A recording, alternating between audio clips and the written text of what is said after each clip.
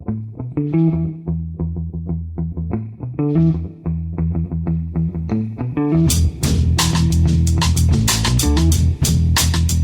and welcome to The Price of Football, the show that looks at the money behind the beautiful game with me, Kevin Day, and Liverpool University's Kieran Maguire.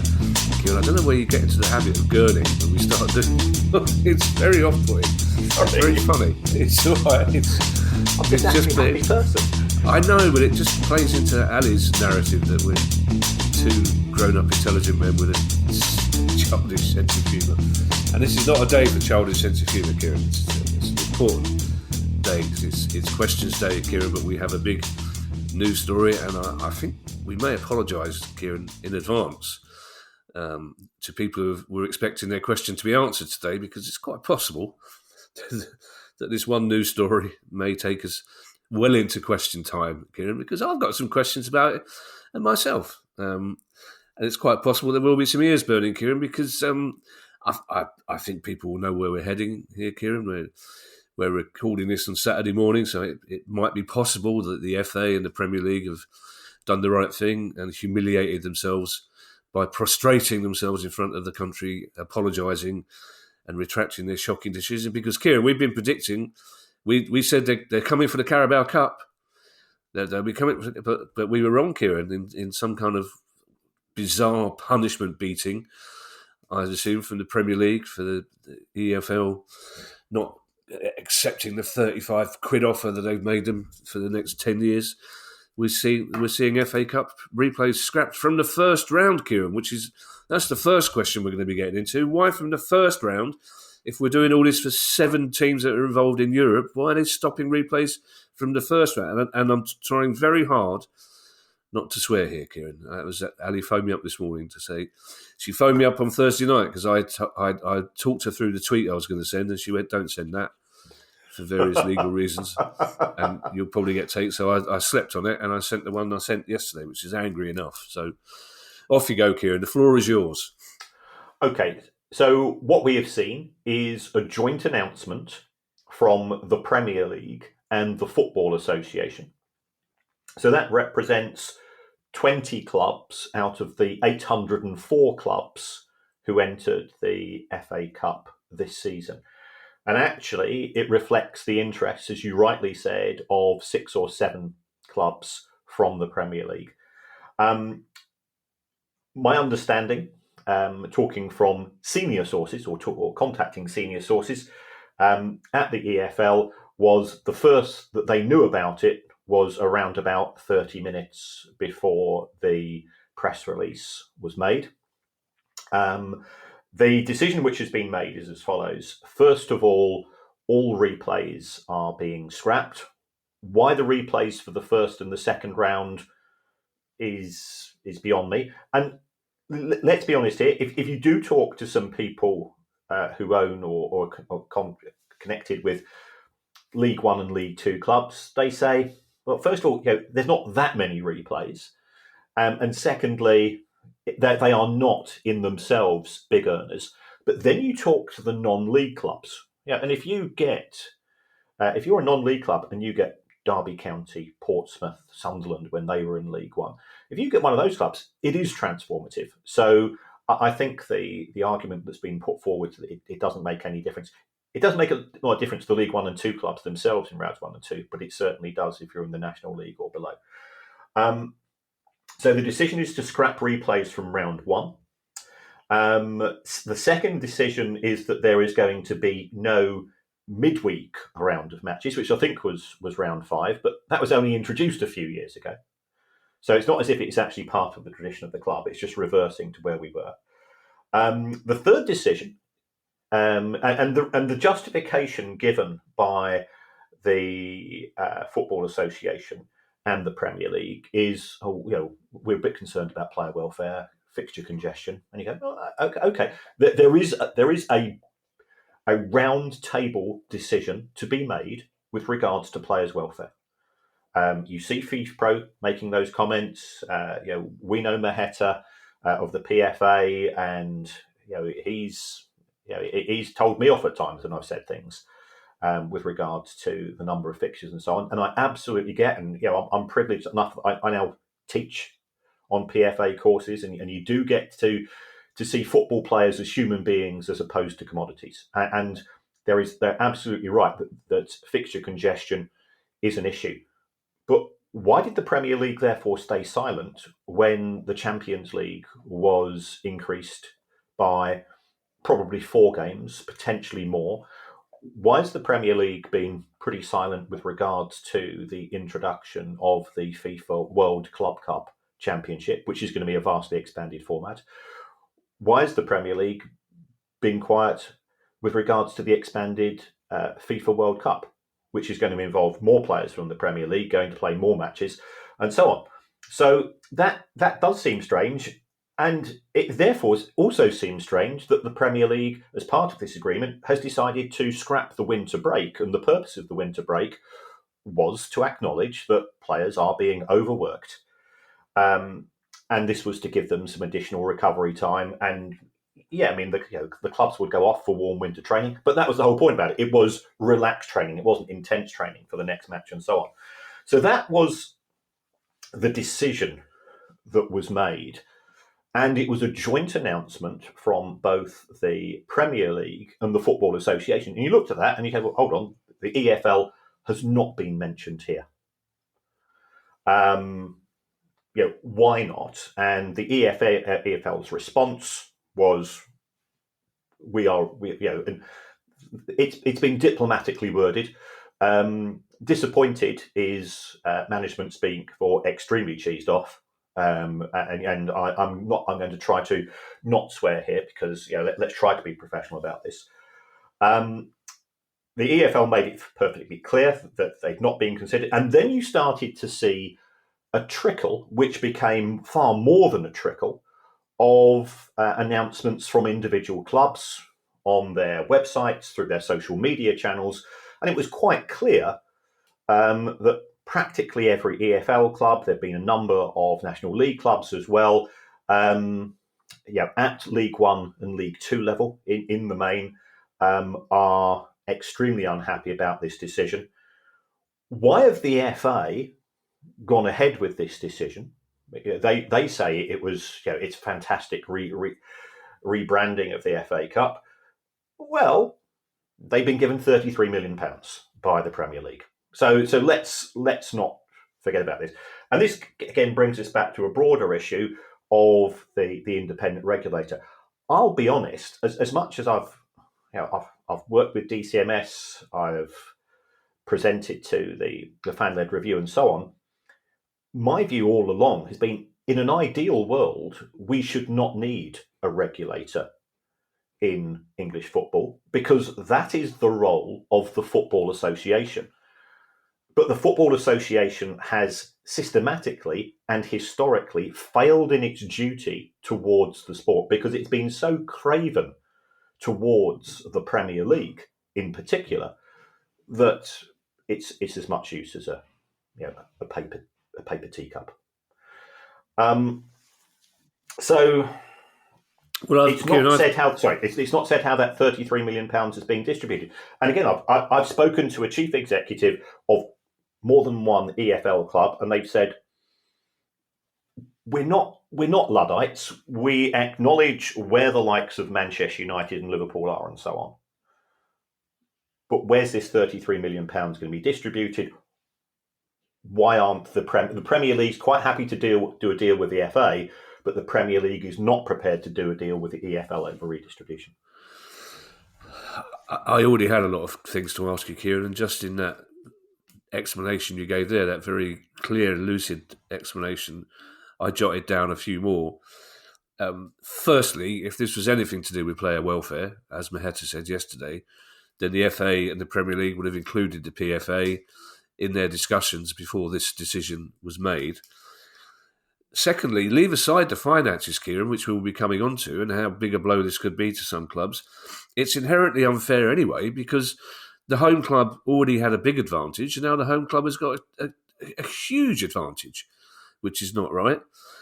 The response of the clubs you mentioned, I've been, Morecambe is my favourite one. Morecambe tweeted, and it's a real hold my pint tweet from Morecambe. I've just written down a couple of these are quotes. Morecambe say football is broken. This shows a huge level of contempt by decision makers, indicates a need for an independent regulator as soon as possible, a decision made by a handful of teams spending sums of money that is beyond comprehension. But it's a financial thing that I don't... And I presume, Kieran, that this is part of the narrative that we've been discussing for 6 months, the Premier League's failure to agree a distribution deal to the EFL. I presume this is either a shot across the bows or a show of power, because if the statement on Thursday had included, right, this is the financial compensation you'll be getting for any team that would have had a replay, you'll be getting £10,000 or whatever, and some kind of sliding scale, that would be fine. But the fact that there's no mention of financial inconvenience at all, to me, is just beyond contempt. And the fact that they didn't include the EFL in any consultation is a shameful... It's sticking two fingers up at the EFL, Kieran, and essentially, there were two journalists on Sky yesterday. I won't name them, and I'll tell you. To be honest, I was too busy shouting obscenities at the screen to note their names. But one of them was saying, well, they should have done some consultation, but the EFL will have to realise this is how football is going from now on. It's important to recognise that you have to serve the needs of the clubs that are going to be in Europe, because that reflects on Europe. We need to get the coefficient up. We need to get an extra place in Europe for English clubs next season. Another one of them quoted Arsene Wenger, who Arsene Wenger apparently said the trouble with the English fixture system is that it was drawn up in the 1920s and 1930s, and we're in the 2020s now. The trouble with the English fixture system is you've now got 5 or 6 clubs who expect the rest of football to bow to their thing. And this nonsense that is player welfare. Every time these clubs get a spare couple of days off as they haven't got a replay, they'll be out to Dubai. They'll be playing a friendly somewhere. So it's nothing to do with player. It's just uncaring, Kieran. It just, for me, it's designed to look that way. And, you talk about senior sources that you've spoken to. One of those senior sources was on an FA Cup committee, I understand, and he knew nothing about it. That is correct. The FA then went and threw the EFL under a bus because following the response from the EFL, the FA said, well, hold on, the EFL were aware of these discussions. And again, if you talk to people at senior level at the EFL, they say, everything's on the table. We're not denying that. We do have this ludicrous position now that the only two-legged game in English football, in English professional football effectively, is the Carabao Cup semi-final. And which, irony of ironies, tend to take place between 4 Premier League clubs out the top 6. And that's the only bullet they've got in their arsenal. And they've got a pea shooter up against a Sherman tank, and they had one other pea shooter, which was the FA Cup replays, and now the FA has taken that away with it. And for the FA to come out and say that the EFL were aware of the decision. No, the EFL were not aware of the decision. They were aware and they were involved in discussions. And then effectively the Premier League and the FA went away into a separate room and said, let's just do what's best for the Glazers. Let's do what's best for FSG. Let's do what's best for Stan Kroenke. Let's do what is best for private equity. The Premier League has now got its hand so far up the backside of the Football Association that it's actually now pulling its vocal cords, because I saw the second press release from the Football Association, and you might as well have heard those words. This is what the Premier League want us to say, and for £31 million, we'll say it. And let's not be hypocrites. If somebody wants to go and sponsor the price of football for £31 million, we'll say what you want us to say as well. But at least we openly admit it. You say that, Kieran, but we have turned down a rather large sponsorship deal from somebody because we thought it would affect our integrity when it came to discussing gambling. It's one thing to be aware of discussions, Kieran. We've all been in pubs at away games when you see 2 blokes in the corner looking at us and clearly having a discussion, and the discussion is about you, and you just hope that the decision is not to come over your direction with a broken pool cue. And I just want to point out as well, a friend of mine who's a coach at Hereford, who would describe himself as a legacy fan the way we do. Yeah. And this will sound like a terrible legacy fan thing to say, but Hereford Newcastle, arguably the most famous FA Cup game in the history of that wonderful trophy, Hereford Newcastle was a replay. So that wouldn't have happened on the current FA's watch. And that indicates to me, Kieran, that the FA are not really aware of the symbolic value of essentially the one thing they've got left with control over. The FA, it says the FA Cup, Kieran. It's their name on the tin, if you like. They keep telling us that it's the most prestigious tournament in the world football, and clearly they don't believe that themselves, or they were just so blinded by the cheque that they don't give a sod what the rest. Well, they don't give a sod what the rest of the world think about the FA Cup anymore, because we've seen its importance declining with every new European tournament that arrives. And that is due to finances, and nobody is denying the fact that the bigger clubs want to make more money.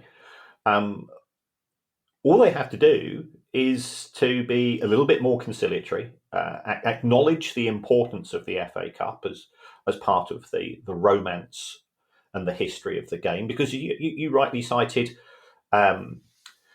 Ronnie Radford. We've got Manchester United playing Coventry City. Well, immediately I think of that diving header from Keith Houchin. And I'm not a Coventry City fan, but that was a great moment in FA Cup history. The replays are not the most critical issue. It's the degree of contempt that both the Football Association and the Premier League have, for players. Players weren't consulted with regards to the expanded competitions that these organisations are both happy to sign off with. B, the fans. It's our game, not theirs. And C, the fact that the EFL and the non-league clubs were completely cut out. They were they involved in discussions at some point? Yeah, but discussions and decisions are not the same thing. So, I'll be discussing with my granddaughters, what time we're going to bed, what time we're putting them to bed tomorrow night when we're looking after them, or whatever it's going to be. The decision ultimately is mine, or that of the Baroness. But we say, if you're good girls, we'll give you half an hour after tea and so on. We know, Kieran. We know where you fit in that pecking order. Yes, and it's not between the Baroness and the girls, Kieran. It's the Baroness, the girls, Finley, and then you're somewhere down there. There you go. See, there he goes. Finley's we do try and reflect different sides of a story, Kieran. Sometimes less successfully than others, and there is a view, and certain people have expressed this, journalists, that if lower league clubs, if non-league clubs are reliant on the occasional one-off replay against a big team to ensure their survival for another season or two, then that's not a good financial model. But no, I don't think any of us are actually saying that. I mean, yes, you had clubs like Exeter who were on the brink of catastrophe until they got a replay against Man United, which saved them for the next 2 or 3 years. But it's bigger than that. No one's saying that you're taking away a potential lifeline, although you are. It's more a question, like you say, of why the EFL not involved in these discussions? Why is there no financial recompense for these discussions? It's part of a bigger picture, and as you said, the FA and the Premier League are being so shockingly untransparent about the whole thing. That's the main issue, isn't it? I mean, there's still no real explanation in that first statement for the FA and the Premier League about why they're doing this. And there's been, I think the FA, as somebody said on Sky yesterday, the FA apparently does have a head of communications. So where he or she is at this particular moment, apart from under a duvet, I don't know. But yet again, it's whatever the rights and wrongs of the decision, it's been shockingly badly mishandled. It's been very poorly managed, and I thought it was quite telling that when the second press release came out from the FA, which effectively threw anybody at the EFL that has been on an FA Cup committee or has been involved in discussions, and as we said, discussions, they're not the same decisions. It threw them under the bus by naming, because all you had to do is to go on to the FA website to find out who these people were who are on various committees. And then they start getting grief. Well, why didn't you know about it? And well, we've been in contact with them, and they said, well, we did not know about the decision. And you're absolutely right that clubs should not be reliant on an FA Cup draw, and they're not. But it can get you out of a tricky situation. We therefore go back to the broader issue of the level of funding for football in this country, and how that funding should become. And again, I'm going to try to be fair to the Premier League. It does put money into other divisions, which doesn't take place in other countries. Parachute payments and solidarity payments.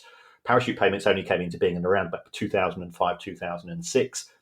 Solidarity payments were initially volunteered by the Premier League to clubs in the Championship, League One and League Two. And then the Premier League said, we're thinking of taking them away unless you agree to the Elite Player Performance Plan, i.e. it means that the Premier League can take all of the academy kids for a pittance away from those. So the Premier League was doing, it had its much bigger picture hat. There are workarounds to this. Why not have a seeding system for the third round of the FA Cup, such that the 20 Premier League clubs are guaranteed matches against clubs from League One and Two, and then let's be honest, those clubs in League One and Two can choose the venue, and the fans of those clubs could get a much greater chance of going to Anfield, to Old Trafford, to Stamford Bridge, to the Emirates, to the Etihad, and so on, which they'll have a great day out if that's what they want, or if they want to try their luck at home, because it could be that club's finances are suitably secure. That way, the clubs benefit financially. The fans will actually end up seeing their clubs play against a giant on a more regular basis. And, I think they'd be willing to say under those circumstances, we're quite happy to say, goodbye to replays. But get involved in the discussion rather than the we know best. Billionaires, private equity organisations and hedge funds are not known for doing what is in the best interests of everybody. They do what's in their own best interest. And self-interest is part of life. And I'm not going to criticise them. They're successful at what they do, which is making money. But they don't understand that the FA Cup is not a money-making competition in its own right, particularly anyway. You get £2 million, £4 million for winning it. But there are broader issues which people who understand football understand, but these people, and why should they understand football? They've spent their lives not interested in football. It's just another form of the entertainment industry to them.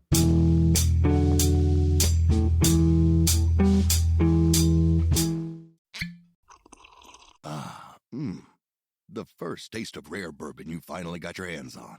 That's nice. At Caskers.com, we make this experience easy. Caskers is a one-stop spirit curator with an impressive selection of exclusive, sought-after, rare, and household names in the realm of premium spirits and champagne. Discover the top flavors of the year now by going to Caskers.com and using code WELCOME10 for $10 off your first purchase. Get $10 off your first purchase with code WELCOME10 at Caskers.com. Hi, I'm Steve Lemack, and every week I'm joined by Music Ally's Head of Insight, Stuart Dredge, on The Price of Music, the weekly podcast all about the money behind the music industry. In each episode, we discuss the very latest goings-on in the music business and dig into the finances behind the big stories. So whether you're a music lover who just wants to know more about what really goes on in the industry, or you're an aspiring musician, manager or label owner who wants some inside knowledge on how Spotify's financial model really works, or what the future holds for independent live music venues, this is a show for you. Subscribe to The Price of Music in your podcast app now. See you soon.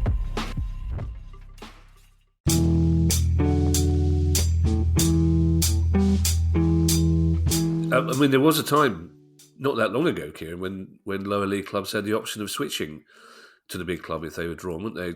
Sometimes on a spurious safety excuse, they'd go, "Oh no, our floodlights are terrible. We can't have a game at our flood. We'll go to Old Trafford." But I just want to finish, Kieran, as we've spoken about this enough, and we will be speaking about it again in weeks to come. Hopefully, after that FA Premier League back down. But I just want to emphasise one thing, Kieran, that I kind of glossed over initially, and for me, this indicates how serious this matter is. In that you told me you'd spoken to somebody senior on an FA committee who knew nothing about this, and for me, the fact that the EFL didn't know is bad enough, but the fact that somebody at the FA didn't know about this, Kieran, that's why I want you to say this out loud, so just to emphasise to our listeners how shabby a decision this is. It is disgraceful. The FA Council weren't aware of it. The FA Cup Committee were not aware of it. This is a shady and shabby decision which has been made behind closed doors. Whoever was making that decision, I think they should now front up. They should be go on Newsnight, go on the 6 o'clock news, come on the podcast, come on the Price of Football. And we will not be hostile to them. We have never been hostile to a single person who's been a guest on this show. I just want to say, just explain to us your thought process. We've said that replays probably have to go because we now have a Champions League format in which there are group games taking place in January. So there is no room for third and fourth round replays. Why they've scrapped the first and second round replays is still something which nobody can get their head around. But be honest and be upfront. And that's what we're not getting. Yeah.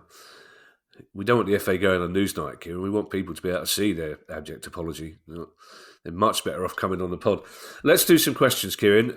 We're not going to get through all of them. I predict we'll get as far as the Sheffield question, which is a very interesting one. The first one comes from Coventry, and it comes from Luke Judson. And again, it reflects the fact that our listeners are getting really interested in the idea of stadiums being used for something other than football. And Luke Judson, I won't do a Coventry accent because it really annoys Ali, because she spent a lot of her formative years growing up near Coventry. And she says, in the way that people from Salford and Manchester claim to have different accents, she claims that the Coventry and Birmingham accent is very different. I've listened to a lot of specials songs here. I don't see it. For some reason, digging a hole for myself here, which I suspect I shouldn't be doing. But Luke's question, this will be the one time when Ali says to me, I thought I'd listen to the pod for once. And I really quite enjoyed it until that first question about Coventry. Luke says, how much does the Coventry Building Society Arena, I don't like saying that. It's Rico. Highfield Road, Kieran. I know it's not there anymore. But how much does the Coventry Building Society Arena make per annum for extras like the hotel, the casino, exhibition centre, the external car parks, bars, job centre, concerts, etc.? And is the stadium worth the most extra profits in the Championship? If we go back to Companies House and look at the accounts of Arena Coventry Limited before it went into administration, what I've done, I've gone back to 2019. So we're looking at a pre-COVID environment. It was generating just under £11 million of revenue, but it was losing £3 million a year on that. So it was not a particular commercial success. What we have seen since then, first of all, Arena Coventry went into administration, which led to the problems that Cov had. We've now got new owners who are the Fraser Group. And on the back of that, we have a hotel. There's been a significant increase in the number of people employed. We've not yet seen the accounts, so I can't comment on the actual numbers. And as Luke said, they now have a car park, and they have an ANPR, an automatic number picture recognition car park. And I don't like those cameras. And the reason why I don't like those cameras is that I've driven to London on one occasion in the last decade, which was to go to see The Cure play at Wembley because there was a tube strike.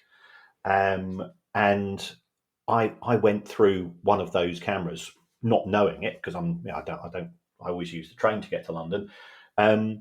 they sent they sent the bill to us, or to my old address, and by the time it came through to me, it cost me £648 Dear. for one trip to London, which is even See more the expensive Cure. than Southern Rail. That's a lot of money to see the Cure, isn't it? And let's face it, Worth- you're not getting worth it. cheered up. You're not getting cheered up by seeing the Cure, are you? So that's a double whammy. I have to say, the way my career is going, Kieran, I encourage Ali to drive through them deliberately just so I can see myself on the screen. Our next question, Kieran, comes from Andy Pursehouse, which is great. Now, if Andy's listening and he would like to let us know the derivation of that surname, I'd be really interested. But Andy's question reflects the fact that our listeners are obsessed with FFP workarounds, Kieran. Literally. I'm just terrified that so many of our listeners are in the pub before a game going, never mind who we're playing, just let's see if this one works. So Andy says, as a potential FFP workaround, what is there to stop a rich owner of a club even? That's because I was going to change it to wealthy there, Kieran, but I stopped halfway through and got caught between wealthy and rich. And sounded like Jonathan Ross. What's to stop a rich owner of a club which doesn't have large TV earnings, like a championship club, for example, fixing season ticket sales at a high price, but personally buying every previous season ticket holder for the past 3 seasons? So buying their season ticket for them. So this owner is buying every single season ticket for season ticket owners and their family, partner, and friends to sell the desired amount of season tickets. So what is to stop? Steve Parish buys 18,000 season tickets, sells them on at a higher price. I think there probably is some kind of bylaw, isn't there, Kieran, to stop this sort of thing? Well, what you could do is you could sell every season ticket for £3,000, and every season ticket gets you a lottery ticket. And every lottery ticket turns out to be a winning lottery ticket, and the prize of that winning lottery ticket is, let's say, £2,500. I think there could be, at the next meeting of the EFL, they might say, we need to take a look at this. And what they'll do, they'll simply introduce a new bylaw that will prevent it. Any transactions which involve related or associated parties, and clearly if it is from the club owner, that would be classified in that way, effectively now has to go through a fair value panel. And I think it's to say that this would be seen as a backdoor route, and it's not genuine revenue. But as we've seen with, you could probably do it in the Premier League, as we saw with Chelsea.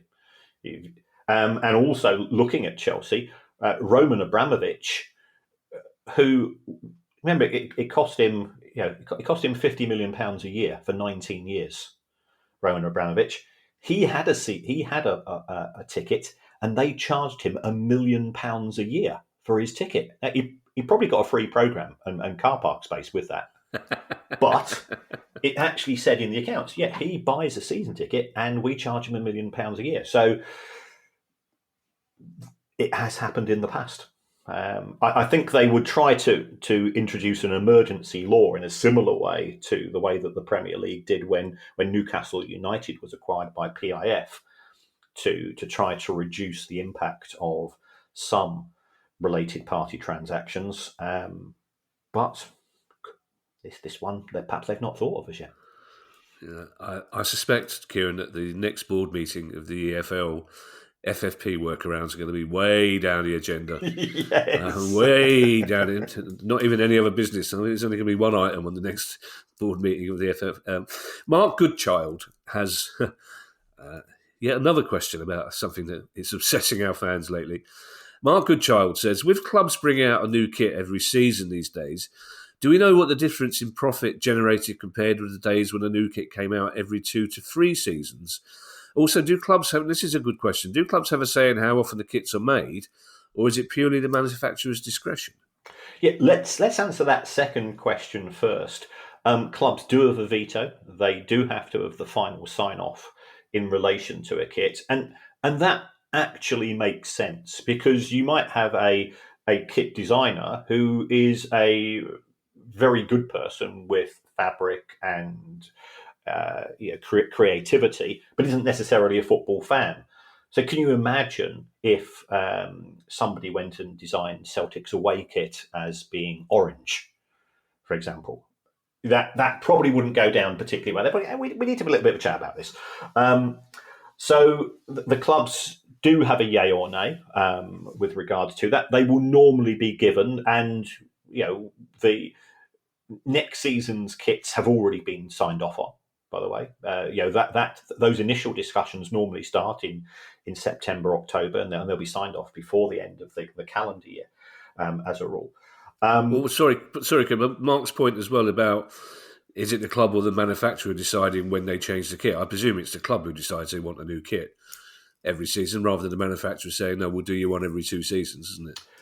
Well, that will be part of the overall agreement, because we've seen in respect of Brentford, Brentford have said, as far as our home kits are concerned, we're going to keep them for 2 seasons, because we don't feel, and this isn't a criticism of Brentford fans, they're as loyal as the fans of any other club.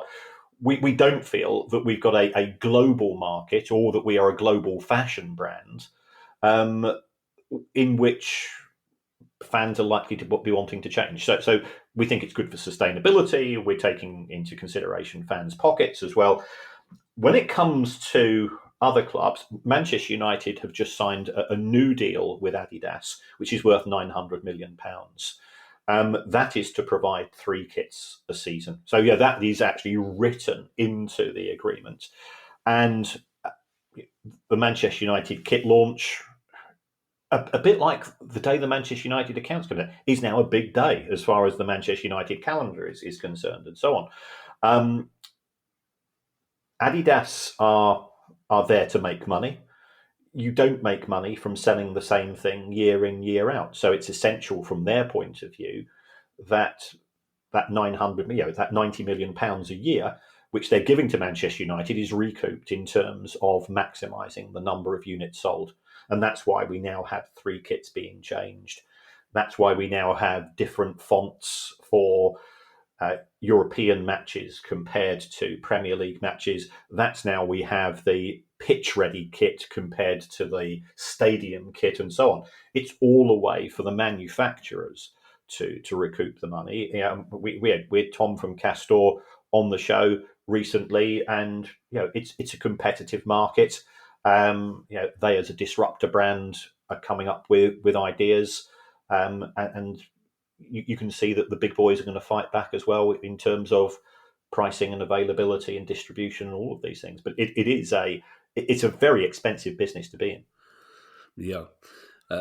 2 things. So basically, the answer to Mark's question is the difference between profit on a kit 30 years ago and now is huge, massive. Oh, yeah. And secondly, God love you for saying that kit launch day is as exciting as the Man United accounts release day for Man United fans. Because there might be a few listening to this who agree with you, Kieran, but I would reckon the vast majority of Man United fans would have kit launch day circled in their diary, but probably haven't got accounts day circled in their diary.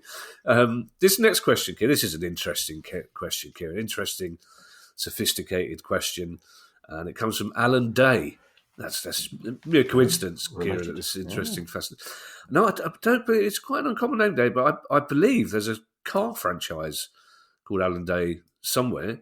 So I'm hoping that some kind of Swiss Tony lookalike has taken time off from selling cars to unsuspecting people to ask this question. But it's a very interesting question. And Alan Day says, having recently read an article on how much operations cost on the NHS, it started me thinking about how clubs budget for and manage the care of their players throughout the season.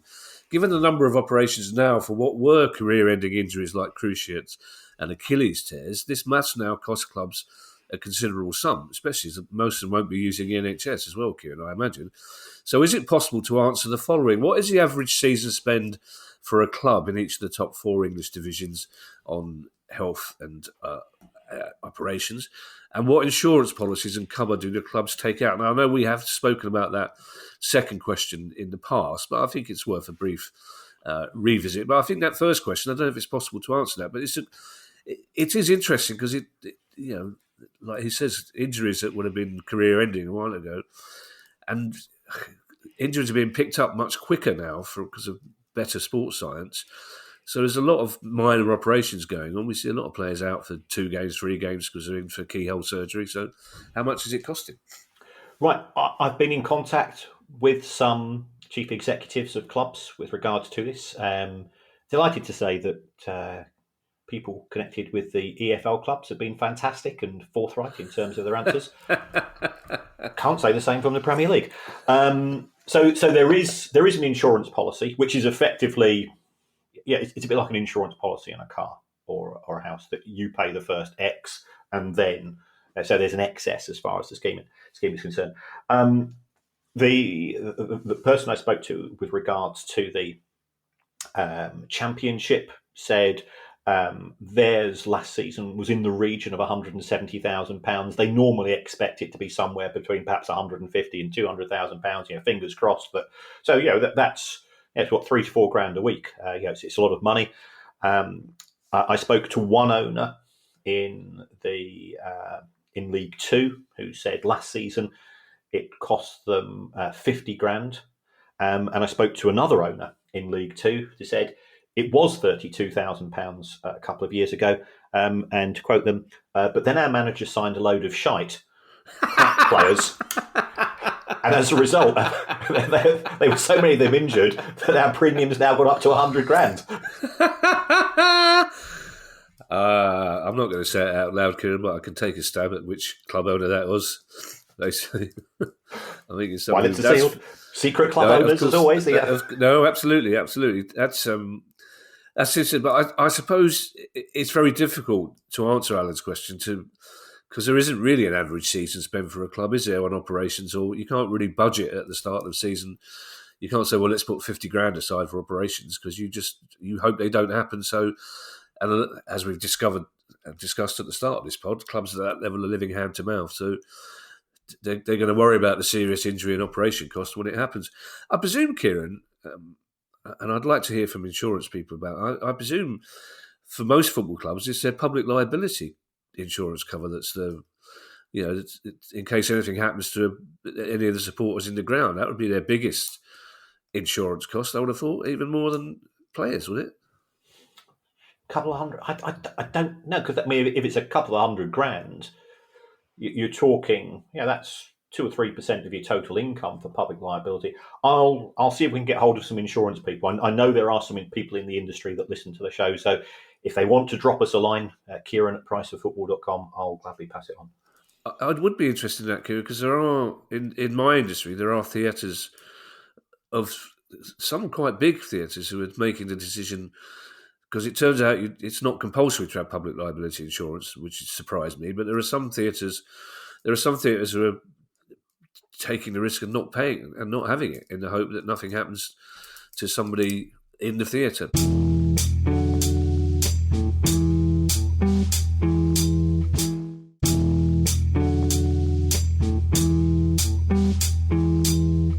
Our last question, Kieran, I'm going to make this the last question because it has been a point. So there's no point me apologising to the people whose questions are not being answered. There's only 2 of them. They don't know who they are anyway, basically.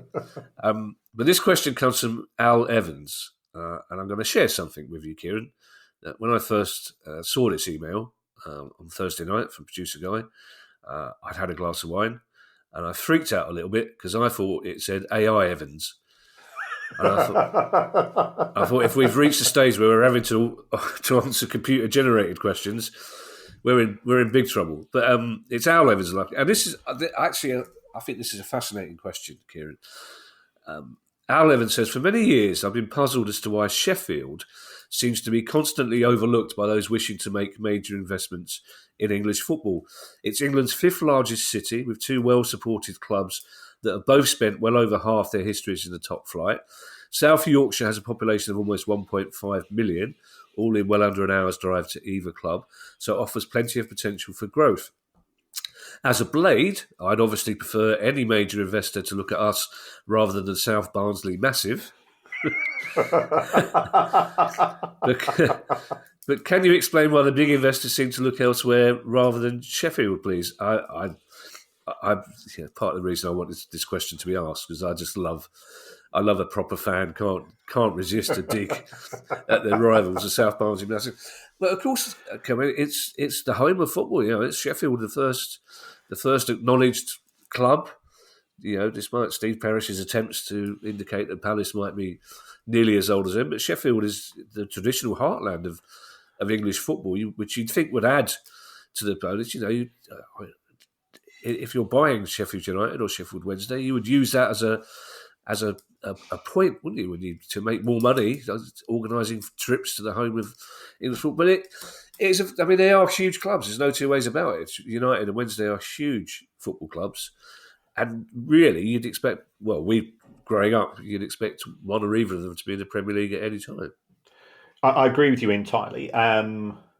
Without giving too many details away, I quite often get phone calls and inquiries from international investors or people representing international investors. And one of the things that they will ask is, where do you think there are opportunities in football? And Sheffield is one of the ones that we mentioned. I think there's, and if you take a look at the two owners at present, one comes from the Kingdom of Saudi Arabia and the other one comes from Thailand, and both in theory have access to wealth. Although I think, as far as Sheffield United in particular are concerned, they probably feel that that's not actually being transferred into reality with regards to the amount of money that's been spent. I think there are lots of positives with regards to Sheffield as a football city, in terms of the history and the heritage. You and I, growing up, we remember Tony Curry. We remember Wednesday getting to 2 cup finals in the season, and they were, Sheffield. Both clubs have been in the Premier League, so it is attractive.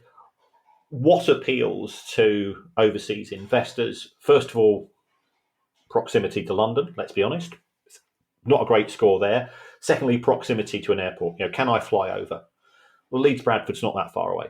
So I think there are opportunities. It comes down to the willingness of the current owners to sell those clubs to, let's be honest, probably American owners or American investors at a price which is acceptable to both parties. And what you do see is a lot of stubbornness and intransigence from existing owners. A lot of the time, they don't want to walk away from a club having made a loss, and therefore they will continue, even if it means that they're operating on a restricted budget, or in the case of Chansiri at Sheffield Wednesday, he just appears completely oblivious of making common sense business decisions, and I think that's caused a lot of bad feeling amongst Wednesday fans. But it's a thriving city as well. I remember 20 or 30 years ago, if you went to an away match in Sheffield, you'd go to St Pancras, which was just filthy. It's soot encrusted. And you'd get off at Sheffield and you'd go, oh, well, St Pancras isn't that bad after all. Now, you go to St Pancras, you get off the train at Sheffield, it's fantastic. It's beautiful in the middle of Sheffield. It's got a thriving music and culture scene, historically brilliant music, arts. So it should be a city that can sustain a profit-making Premier League club. But as you say, unfortunately, they've attracted people that are unable to do that. Yeah, and I think it's great that they've got 2 big clubs, and they are big clubs in the division. Leeds has got 1, Newcastle's got 1. Birmingham, which is a much bigger city than Sheffield, has 2. Manchester and Liverpool, again, bigger cities in terms of population, have 2. And they've also got the benefit of the clubs in those cities of, some of them having very big international fan bases. I think the potential within Sheffield is huge. You just need the right owner and the right business plan to take it to the next level. Yeah. Thank you to everyone who's donated to the pod via our Patreon page. If you'd like to make a small monthly contribution to blah, blah, blah. How many times have I said that, Kieran? And I should be able to do it in my sleep rather than running my finger across the script on the laptop. If you'd like to make a small monthly contribution to the pod and get access to our chat community and our regular quizzes, that would be very kind of you. And you can do that by going to patreon.com/priceoffootball. Particularly if you want to take part in our end of season quiz, which is always fun. I sounded like a scoutmaster. It's always fun, that one, boys. Come on, come on, boys and girls. We can do this. If you have a question you'd like answered on the show, email us at questions@priceoffootball.com and take yourself to the same website if you want to buy our book or get yourself a Price of Football t-shirt. Just to warn you well in advance, we are going to shift the questions pod from Monday to Tuesday in the middle of May. Apologies if this does mess with your routine. But recording and editing on Sundays is proving trickier than it was when we started out. We'll make the switch in May. We'll be back on Thursday with our news pod. In the meantime, I shall hand you over to Mr. Kieran Maguire for his customary farewell. Yeah, and genuine apologies. It's really down to me. I need to get a bit of Sunday back in terms of travelling because I start lectures at 9:00 on a Monday morning at Liverpool. I need to recover some Sunday and spend time with my grandchildren, which is important, of course. Of course it is. There's various ways of supporting the show. Patreon is great if you want to have an advert-free option. We have got a little Discord group where we drip in little stories that we can't put on the show. Chatham House rules apply, etc. There's another way you can support the show, and that's to give us a review. Say whatever you think. By all accounts, makes no difference, but it helps us in the charts, helps us with the algorithms. You could even say you would rather have the show presented by Jeremy Paxman and the Football Association official spokesman. I think that would be an interesting discussion. Not as friendly as ours. One of us is going to be harder to find than the other. But Paxton might get better answers out of him than we do with our polite approach. Yes. I sometimes regret our polite approach too. But having said that, the one we had on our last interview was fantastic. Yes. And I think it's quite timely that we've got Stuart Andrew, the Sports Minister, as a guest on the show coming up this week. So I suspect he might have one or two comments with regards to the decision that's just been made by the Premier League and the Football Association and not the EFL, and not taking into consideration anybody else within the football universe. Kieran, well done for being professional. I've been looking at my piece of paper, wondering why I've got the name Stuart Andrew underlined with exclamation marks. And obviously, it's a reminder to myself to mention during our discussion about replays, we've got the sports minister coming on. We do. We have the sportsman. Well done, Kieran. Thank you. That's you deserve Sundays off for that, Kieran. Thank you very much. Bye. The price of football.